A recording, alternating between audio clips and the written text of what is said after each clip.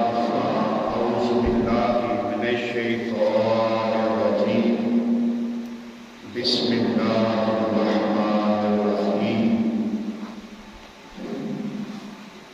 يا أيها الذين آمنوا لا تلهكم أموالكم ولا أولادكم عن ذكر الله ومن يفعل ذلك فأولئك هم الخاسرون وأنفقوا مما رزقناكم من قبل أن يأتي أحدكم الموت فيقول ربي لولا أخرتني إلى أجل قريب فأصدق وأكن من الصالحين ولن يؤخر الله نفسا إذا جاء أجلها والله خبير بما تعملون صدق الله العظيم بسم الله الرحمن الرحيم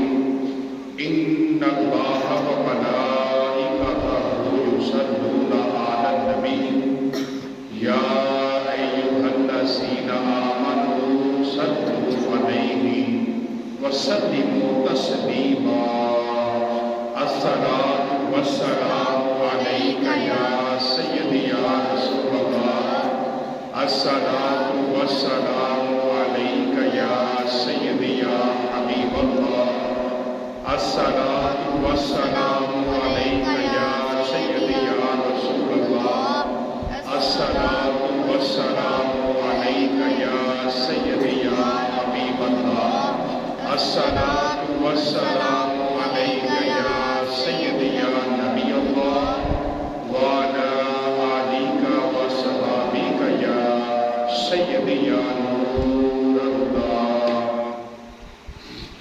تمام تعریف و توصیف اللہ تبارک و تعالیٰ کے لیے ہے جو بڑا مہربان نہایت رحم کرنے والا اپنی نعمتوں سے اپنی رحمتوں سے اپنی برکتوں سے مالا مال کرنے والا رب ہے. رحمت کاملہ حضرت محمد مصطفیٰ صلی اللہ علیہ وآلہ وسلم پر جو وجہ کائنات شافی روز شمار جو بے بسوں کے بس جو بے قصوں کے قص جن کا ذکر بے چین دل کا چین اور بے قرار دل کا قرار یتیموں کے والی اور مسکینوں سے محبت کرنے والے اور آپ کی آل اور اصحاب پر بہت زیادہ سلامتی ہو جو روشن چراغوں کی مانند ہیں. آج جمعۃ المبارک کا بابرکت دن ہے. اللہ تبارک و تعالیٰ کی بارگاہ میں دعا ہے کہ آج کے دن اپنی اترنے والی رحمتیں اپنی برکتیں اپنے فضل و کرم سے مجھے حاضرین کو اور امت مسلمہ کو مالا مال فرمائے. دوران خطبہ قرآن مجید کی تھوڑی سی تلاوت کا شرف حاصل ہوا جس میں اللہ تبارک و تعالیٰ نے فرمایا یا ایھا الذین آمنوا. یہاں پر اللہ تبارک و تعالیٰ نے سچوں کو سچے ایمان والوں کو پکارا فرمایا کہ اے ایمان والو یا ایھا الذین آمنوا اے ایمان والو لا تلہیکم اموالکم ولا اولادکم عن ذکر اللہ. تمہارے مال نہ تمہاری اولاد کوئی چیز تمہیں اللہ کے ذکر سے غافل نہ کرے۔ اللہ تعالیٰ نے ایمان والوں کو فرمایا کہ ایمان والو جو میرے ہو سچو لوگو، کہ تمہاری کوئی چیز سے مراد کہ اللہ کے آگے کیا فرمایا؟ تمہاری اولاد، تمہاری دولت، کوئی چیز بھی تمہیں اللہ کے ذکر سے غافل نہ کرے۔ یعنی کہ اے انسان، تو اس طرح اپنی اولاد کے کاموں میں لگا ہو، ایسا مشغول ہو، ایسا تو اپنے کاروبار میں مشغول ہو کہ ایسا نہ ہو کہ اذان ہو جائے اور تجھے پتہ ہی نہ چلے۔ کہ فرمایا کہ تیری مشغولیت، تیرا شوق، تیرا سارا دھیان اپنے رب کی طرف ہونا چاہیے، کہ جب اللہ کے فرائض کی باری آئے تو جلدی جلدی اٹھ اور اپنے رب کو راضی کرنے کے لیے مسجد میں چلا جائے۔ فرمایا تیری اولاد، تیری دولت کہیں رکاوٹ نہ بنے اللہ کی راہ میں آنے میں، اللہ کا ذکر کرنے میں۔ اب ذکر کون سا ہے؟ ایک ذکر ہے دل کا۔ اب دل کا ذکر کیا ہے؟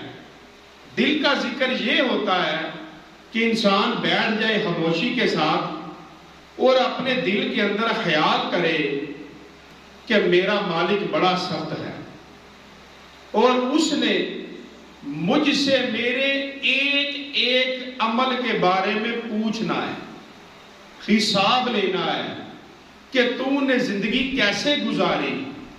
یعنی ہر وقت وہ ڈرتا رہے اللہ سے، اور ڈر کی وجہ سے وہ کوئی گناہ نہ کرے۔ اس کو کہتے ہیں کہ دل کا ذکر کرنا، کہ دل کے اوپر خوف الہی طاری ہو جائے، کہ دل جو ہے وہ ڈر جائے اللہ سے۔ اس طرح یہ ہے دل کا ذکر۔ اور دوسرا ذکر ہے زبان کا۔ اب زبان کا ذکر کیا ہے؟ اللہ کی تسبیح پڑھنا، اللہ کا قرآن پڑھنا، اللہ کے ناموں کا ذکر کرنا، اللہ کے محبوب پر درود پڑھنا، اللہ کے محبوب پر سلام پڑھنا، اپنی زبان سے اچھی گفتگو کرنا، اپنی زبان سے لوگوں کا بھلا کرنا، اپنی زبان سے کسی کو برا نہ کہنا، اپنی زبان سے جھوٹ نہ بولنا، اپنی زبان سے چغلی نہ کرنا کہ ادھر کی بات اٹھا کے ادھر کرنا، ادھر کی ادھر کرنا۔ تو اپنی زبان کو گناہوں سے روک لینا اور اپنی زبان کو قرآن کی تلاوت میں لگا لینا، اپنی زبان کو اللہ کے ناموں کے ذکر میں لگا لینا۔ سبحان اللہ، الحمدللہ، اللہ اکبر، لا الہ الا اللہ۔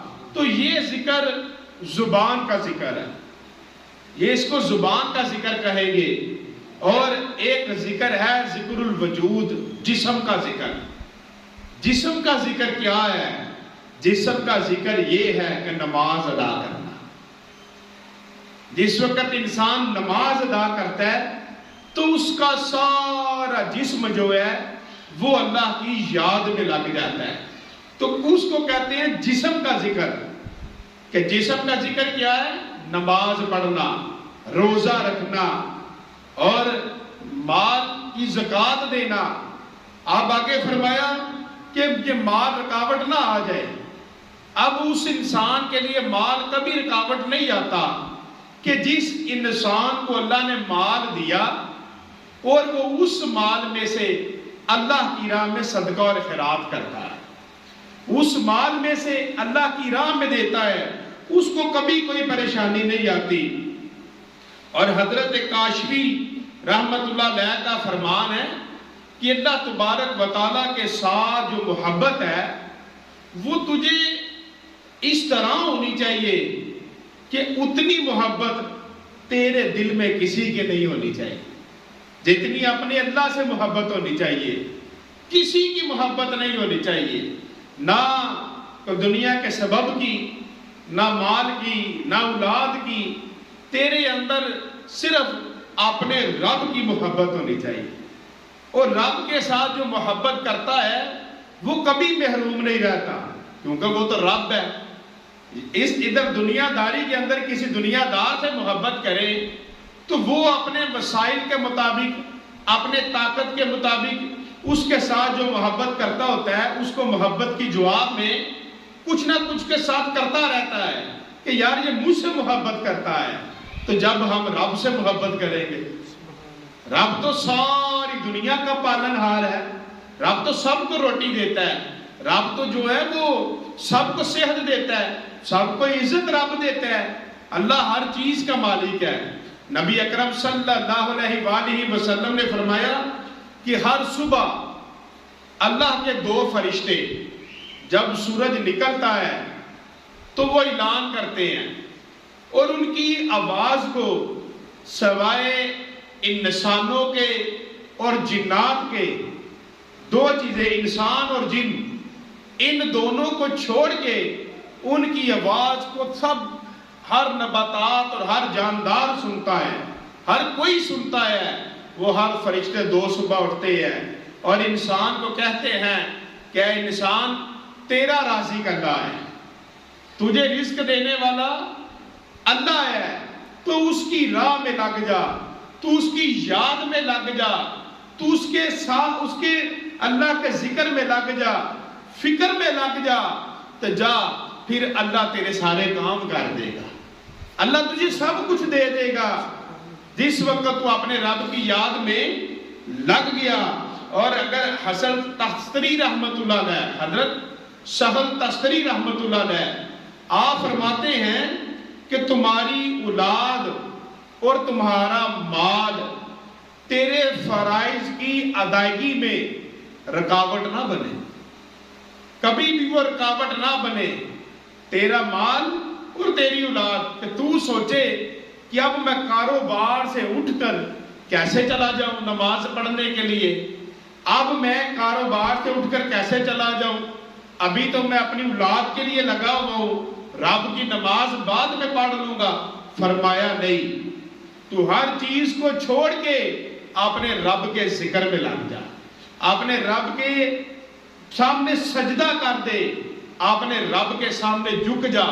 وہ اللہ بڑا مہربان ہے، اللہ بڑا ہی مہربان ہے کہ جب کوئی اللہ کے کاموں میں لگتا ہے، صدیق اکبر رضی اللہ تعالیٰ عنہ فرماتے ہیں کہ جو اللہ کے کاموں میں لگ جائے اللہ اس کے کاموں میں لگ جاتا ہے.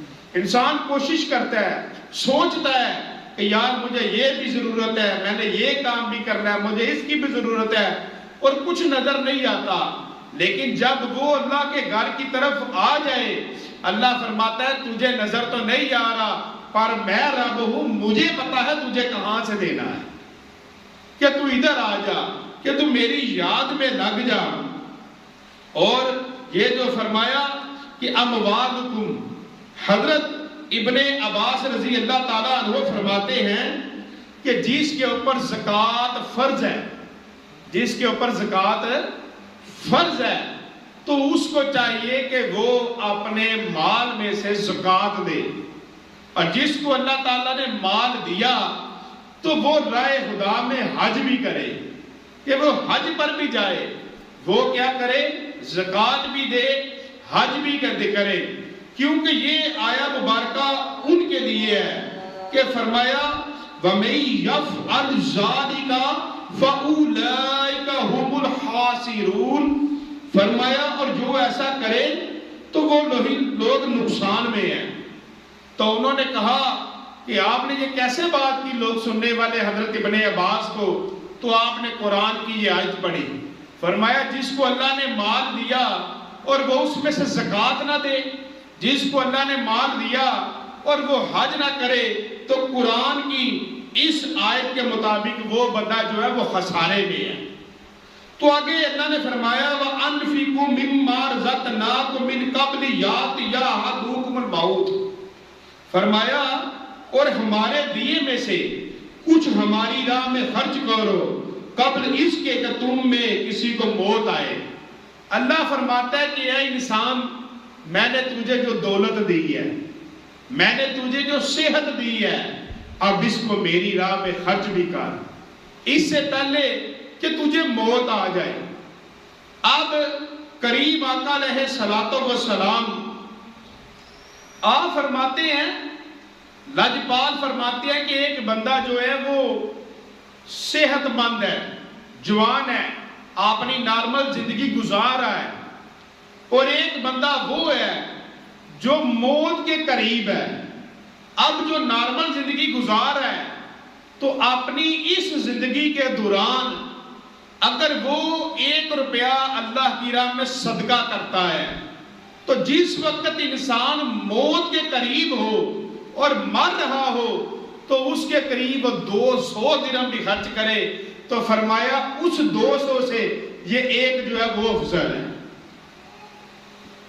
وہ ایک افضل ہے۔ کیوں؟ لاجپال فرماتے ہیں صلی اللہ علیہ وآلہ وسلم کہ موت کے قریب جا کر خرچ کرنا، موت کے قریب جا کر خرچ کرنا ایسا ہی ہے کہ جیسے کوئی بندہ پیٹ بھر کر کھانا کھا لے تو پھر جو بچا وہ اللہ کی راہ میں دے دے۔ یعنی کہ کمال تو وہ ہے کہ جس کے سامنے 2 روٹیاں پڑی ہیں اور اس کے دروازے کے باہر آ کر کوئی کہتا ہے کوئی فقیر کو کھانا کھلانے والا، تو وہ اپنی روٹی میں سے آدھی روٹی اٹھائے اور اس کو کہے یہ لے اور ادھر بیٹھ کے کھا، یہ بڑی عزت کے ساتھ بیٹھ کر کھا۔ وہ افضل ہے کہ جب وہ اس طرح دے۔ اسی طرح قرآن میں آیا نا کہ ایک دروازے کے اوپر آ گیا، یہ نبی پاک صلی اللہ علیہ وسلم کے گھرانے کے لیے آیت اتری، جب مولا علی مشکل کشا اور حضرت فاطمہ الزہرا نے حسن حسین بیمار ہوئے اور منت مانی کہ یا اللہ ان کو صحت عطا فرما تو ہم 3 روزے رکھیں گے۔ تو جب روزہ رکھ لیا، افطاری کا وقت آیا تو گھر میں کچھ نہیں تھا، تو کسی یہودی کے پاس محنت کر کے مزدوری کر کے تو آپ کچھ لے آئے اور اس کو 3 حصوں میں رکھ لیا 3 دنوں کے لیے۔ جب پکا کر رکھا تو دروازے پر آ گیا کہ ہے کوئی مسافر کو کھلانے والا، تو 5 تن کے گھرانے نے وہ اٹھایا اور جا کر دروازے پر آئے، فقیر کو دے دیا، مسافر کو دے دیا، اور خود وہ پانی کے ساتھ افطاری کر لی۔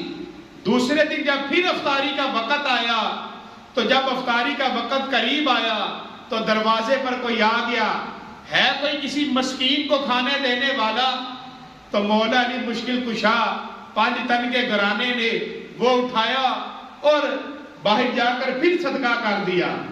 تیسرے دن جب پھر افطاری کا وقت قریب آیا تو پھر آواز آئی، ہے کوئی قیدی کو دینے والا، فقیر کو دینے والا، تو آپ نے اٹھایا اور فقیر کو دے دیا۔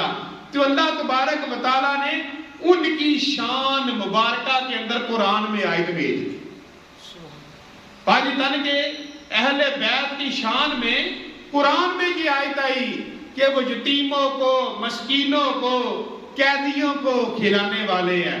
تو اسی طرح ایک انسان وہ ہے کہ جب اس کی موت کا وقت قریب آ گیا، اب اس کو پتہ ہے کہ کمزوری بڑی ہو گئی ہے، اب چلنے سے بھی رہ گیا ہوں، اب حال کوئی نہیں رہا، پھر وہ کہتا ہے یہ سامان اسے دے دو، یہ سامان اسے دے دو، یہ سامان اسے دے دو۔ تو فرمایا اس سے زیادہ افضل وہ ہے جو اپنی زندگی گزار رہا ہو اور اس زندگی کے اندر وہ اللہ کی راہ میں صدقہ کرتا ہے۔ تو فرمایا اور ہمارے دیے میں سے کچھ ہماری راہ میں خرچ کرو۔ اللہ کہتا دینے والا بھی تو میں ہوں نا، میں دیتا ہوں، تو میرے دیے میں سے راہ میں خرچ کرو، میرے دیے میں سے تم میری راہ میں خرچ کرو۔ جب اللہ کے دیے میں سے اللہ کی راہ میں خرچ کریں گے پھر کتنا دے گا، پھر کتنا دے گا، پھر کتنا دے گا، پھر وہ بے حساب عطا فرمائے گا۔ آگے فرمایا فَيَقُولَ رَبِّ لَوْلَا أَخَّرْتَنِي إِلَىٰ أَجَلٍ قَرِيبٍ، اور پھر کہنے لگے اے میرے رب تو نے مجھے تھوڑی مدت تک کیوں مہلت نہ دی؟ فَأَصَدَّقَ وَأَكُن مِّنَ الصَّالِحِينَ کہ میں صدقہ دیتا اور نیکوں میں ہوتا۔ اب یہ بات اس کے لیے ہے کہ جس انسان کو دنیا کے اندر توفیق نہ ہوئی کہ مجھے تو اللہ نے اتنا مال دیا ہے اور میں اپنے مال میں سے اللہ کی راہ میں تقسیم کروں، میں اپنے مال میں سے کسی غریب مسکین کو دوں، میں تلاش کروں کون ہے جو اس وقت مجبور بیٹھا ہوا ہے لیکن بول نہیں رہا۔ اب اس کے اندر یہ بات جو زندگی کے اندر نہ آئی، لیکن یہاں پر اللہ فرماتا ہے کہ جب ان کی موت آ جائے گی، ان کی اجل آ جائے گی، ان کے وہ وقت قریب آ جائے گا، تو ایک تو یہاں پر آیا اور ایک فرمایا جب دنیا سے چلے جائیں گے تو اس وقت بھی کہیں گے کہ یا اللہ اگر تو مہربانی فرما تو ہمیں مہلت دے کہ ہم دنیا میں واپس جائیں اور جو جوڑ جوڑ کر رکھتے تھے کہ آج ہمارے پاس اتنا ہو گیا، آج ہمارے پاس اتنا ہو گیا، آج ہمارے پاس اتنا ہو گیا، ہم اس مال میں سے مال کو اللہ کی راہ تیری راہ میں صدقہ کر دے، لوگوں تک پہنچا دے۔ پھر فرمایا کہ اب وقت نہیں ہے جانے کا، تجھے دنیا میں کہا تھا کہ دنیا کے اندر تو اللہ کی راہ میں صدقہ کر، تجھے جو مال دیا میری راہ میں خرچ کر، لیکن جب موت آ گئی تو اس کے بعد اس نے کہا کہ اب میں جاؤں اور جا کے خرچ کروں۔ حضرت امام غزالی رحمت اللہ علیہ، آپ امام غزالی مزنی سے نقل کرتے ہیں کہ بنی اسرائیل میں ایک شخص تھا، جب اس کی موت کا وقت قریب آیا تو اس نے اپنے بیٹے کو بلایا اور بیٹے کو بلا کر کہا کہ میرا سارا مال میرے سامنے لے آؤ۔ اب اس کے بیٹے نے جتنی دولت تھی، جتنا آٹا تھا، جو کچھ تھا، وہ سارا کا سارا سامان گھر کا اکٹھا کر کے باپ کے سامنے رکھ دیا۔ اب امام غزالی نقل کرتے ہیں، فرماتے ہیں کہ ملک الموت اس کے گھر میں تھا۔ ملک الموت نے کہا اب تو کس لیے اکٹھا کر ہے؟ اب اس مال کو تو اپنے سامنے کس لیے اکٹھا کر ہے؟ اب تو تجھے مہلت نہیں ملنے والی، اب تجھے مہلت نہیں ملنے والی، میں تو تجھے ساتھ اپنے لے کر ہی جاؤں گا۔ اب امام غزالی رحمت اللہ علیہ آپ مزنی سے یہ نقل فرماتے ہیں کہ ملک الموت نے اسے کہا اور کہا میں تیرے گھر سے نکلنے سے پہلے میں تجھے لے کر جاؤں گا، اور وہ اپنے ساتھ لے کر ہی گیا کہ اس کی موت کا وقت آ گیا تو فرمایا وَلَن يُؤَخِّرَ اللَّهُ نَفْسًا إِذَا جَاءَ أَجَلُهَا، اور ہرگز اللہ کسی جان کو مہلت نہ دے گا جب اس کا وعدہ آ جائے۔ وَاللَّهُ خَبِيرٌ بِمَا تَعْمَلُونَ، اور اللہ کو تمہارے کاموں کی خبر ہے۔ اب یہاں پر فرمایا کہ تو دنیا کے اندر تو اس وقت نہ کیا، اب موت آئی اور تو کہنے لگا کہ مجھے مہلت ملے تو میں سارا کچھ اللہ کی راہ میں صدقہ کر دوں، خیرات کر دوں۔ فرمایا اب تجھے مہلت نہیں ملتی، جس وقت تجھے مہلت دی تھی اس وقت تو گن گن کر رکھتا تھا کہ آج یکسب مال ہوا تھا، تو گن گن کے رکھتا تھا، آج اتنا ہو گیا، آج اتنا ہو گیا، آج اتنا ہو گیا، حالانکہ تو جانتا تھا کہ جب تجھے موت آ جائے گی تو یہ تیرا مال تیرا نہ رہے گا، یہ تیرا نہ رہے گا، جب بھی تجھے موت آئے گی تو یہ تیرا نہ رہے گا۔ تو جس نے ایک دن تجھے چھوڑ کے ہی جانا ہے اور تو نے اسے چھوڑ کر جانا ہے، اگر اللہ فرماتا ہے میں نے تجھے دے دیا ہے تو مما رزقناکم من قبل ان یاتیہ احدکم الموت، فرمایا پھر اس میں سے کچھ میری راہ میں خرچ کر دو قبل اس کے کہ تم میں کسی کو موت آ جائے۔ حضرت حشانی رحمت اللہ علیہ آپ فرماتے ہیں کہ انسان کے اوپر اللہ کی محبت کا غلبہ شدت کے ساتھ ہونا چاہیے، کہ اس کے دل کے اندر اللہ کی محبت شدت کے ساتھ ہونی چاہیے۔ شدت سے مراد کیا ہے؟ کہ اس کا جو دل ہے اس کے اندر اور کوئی بھی نہ ہو، اس کے اندر صرف اپنا رب ہو، کہ جب بھی اللہ تبارک و تعالیٰ کے حکم کا پتہ چلے اس کو پورا کرے، اذان کی آواز آئے تو نماز کے لیے چل پڑے۔ اللہ نے اس کو مال دیا تو گن گن کے نہ رکھے کہ آج میرے پاس اتنا ہو گیا، اتنا ہو گیا، اتنا ہو گیا۔ فرمایا اس مال کو اللہ کی راہ میں خرچ کرے، کیونکہ جب موت کا وقت قریب آئے گا تو اس وقت تو کہے گا فَيَقُولَ رَبِّ لَوْلَا أَخَّرْتَنِي إِلَىٰ أَجَلٍ قَرِيبٍ، اس وقت تو کہے گا مجھے تھوڑی مدت تک کیوں مہلت نہ دے، فَأَصَدَّقَ وَأَكُن مِّنَ الصَّالِحِينَ، کہ میں صدقہ دیتا اور نیکوں میں ہوتا۔ تو اس وقت تو کہے گا۔ تو اس کو چاہیے کہ دنیا کے اندر اپنے رب کے ساتھ شدت کے ساتھ محبت کرے، اور تجھے جو اللہ تبارک و تعالیٰ نے دیا اس میں سے اللہ کی راہ میں خرچ کرے۔ اور اللہ بڑا ہی مہربان ہے، اللہ بڑا ہی مہربان ہے، اتنا مہربان ہے۔ اللہ قرآن میں فرماتا ہے کہ تم میری راہ میں خرچ کرو، 1 روپیہ وہ ایسے ہی ہے کہ جیسے ایک دانہ بیج، وہ اس کو زمین میں لگایا اور اس کے اوپر ایک بالی اگی، پھر اس کے ساتھ 7 بالیاں۔ فرمایا میری راہ میں خرچ کرو تو 1 کے بدلے میں رب 1 گنا، 10 گنا، 100 گنا اور 700 گنا عطا کرنے والا ہوں۔